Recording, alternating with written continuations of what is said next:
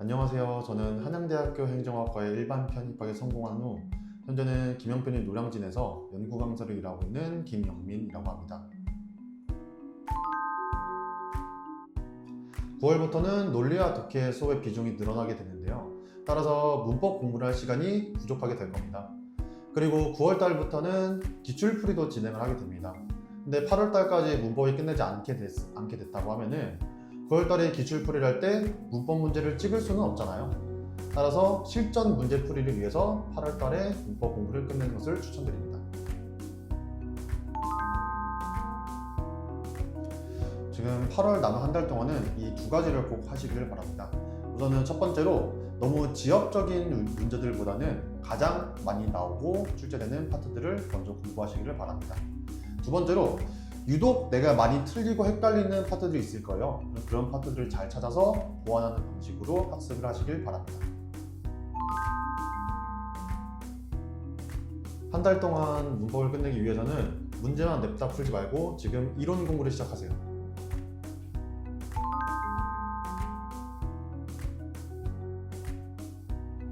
내가 문법 이론을 알고 있는데 막상 문제에서 봤을 때 그 이론을 쓸 수가 없다 하는 학생들 같은 경우는 출제자의 의도를 정확히 파악하지 못한 경우가 많을 겁니다. 예를 들어서 우리가 관계대명사는 명사를 꾸며준다 라고 하는 이론은 알고 있을 겁니다. 그런데 막상 내가 문제에서 봤었을 때 지금 요구하는 것이 관계대명사인지 아니면 명사절 접사인지 헷갈리시는 분들이 있을 겁니다. 이런 경우에는 내가 알고 있는 이론을 문제에서 활용할 수가 없다고 볼 수가 있습니다.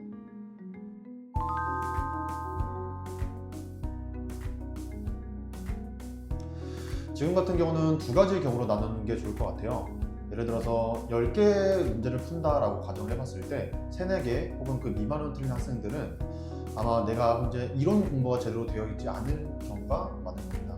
따라서 해당 학생들은 문제를 먼저 푸는 것이 아니라 이론 공부를 먼저 한 다음에 그 다음에 단원별 문제풀이를 통해서 어떤 이론들에서는 어떤 문제들이 나오는지 파악을 먼저 해보시는 게 좋을 것 같습니다.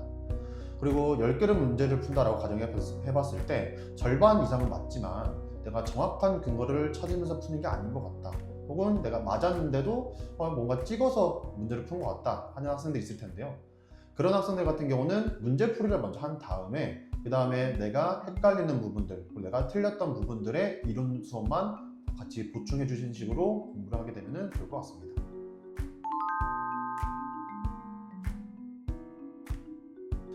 기출에서 가장 많이 나오는 파트들은 우선 첫 번째로 동사 파트입니다. 동사에서는 시제, 태, 수일치, 그리고 조동사 같은 것들이 있을 건데요. 이런 파트들은 다른 문법 파트와도 많이 연결되기 때문에 해당 파트는 무조건 학습을 하시길 바랍니다. 그리고 문장이 확장되는 파트들도 아주 자주 출제가 됩니다.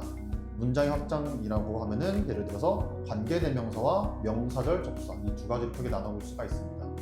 그 두 가지 파트 같은 경우는 문장을 복잡하게 만드는 요인이기 때문에 이 두 가지도 꼭 학습을 해주시길 바랍니다. 그리고 준동사 파트도 자주 나옵니다. 준동사라고 하면 분사, 투부정사, 동명사 이 세 가지가 있는데 이 파트는 제가 첫 번째 말씀드렸던 동사 파트와도 많이 연관이 됩니다. 따라서 해당 파트들도 학습을 해주시길 바랍니다. 그리고 마지막으로 전치사 파트도 많이 출제가 됩니다.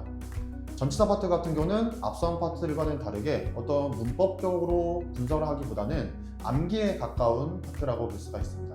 따라서 이런 공부를 하시면서 어떤 전치사들이 자주 출제가 되는지도 파악하시는 것을 추천드립니다. 전체 공부를 하는 비중을 100%라고 가정을 해봤을 때 8월 한 달만이라도 문법 공부 비중을 30 정도로 잡으시는 걸 추천드립니다. 어차피 9월 달부터는 논리와 독해의 비중도 늘어나게 되고 기출고사 풀이 시간도 자연스럽게 늘어나게 될 겁니다.